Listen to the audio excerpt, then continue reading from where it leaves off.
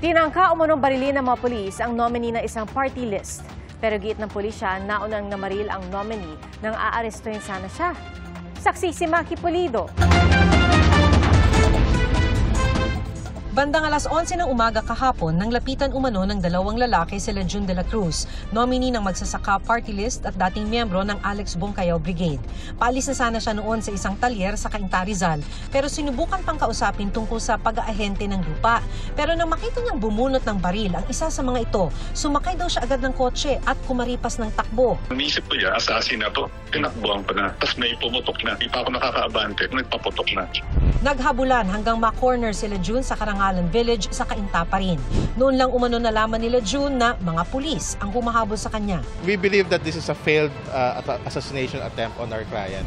Itinanggi ito ng Marikina Police. Namataan umano ng isang intel operative si De La Cruz kaya't verify nila sa korte kung meron pa siyang outstanding warrant of arrest. Nakasibilyan ng mga pulis para umano hindi matunugan ang operasyon. At sa bersyon nila, kahit nagpakilala na umano mga pulis ay binaril sila ni De La Cruz. Nakakuha umano sila ng kalibre 45 baril sa sasakyan ni De La Cruz. Nung in-inform siya, bumunot na ngayon siya ng baril.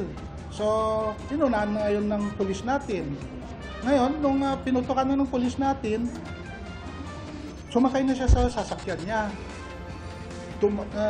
Pinatakbo yung sasakyan niya. Wala akong dalang baril dating dahil nga gun ban eh. Inaresto si De La Cruz batay sa mga warrant of arrest na inisyu ng Las Piñas RTC noong 2018 at 2020. Sabi ng kanyang abogado, ang 2018 warrant ay kaugnay sa pagpatay sa kapatid ni Dante Jimenez ng VACC noon pang 1992, bagamat mali umano ang spelling ng pangalan.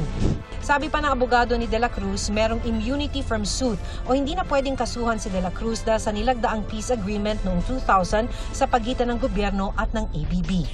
Binuo ng Metro Manila Rizal Party ang Alex Bongcayaw Brigade bilang isang urban guerrilla unit noong dekada 70. Kung meron naman siguro ang peace agreement yan, hindi naman siguro sasabihin ng court sa amin na yung warrant niya na existing valid pa ba? Sa habulan, naipit ang isa sa mga pulis na sakay ng motorsiklo at ginagamot ngayon sa ospital.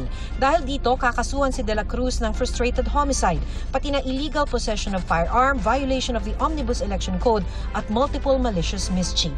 Para sa GMA Integrated News, Maki Pulido ang inyong saksi. Mga kapuso, maging una sa saksi.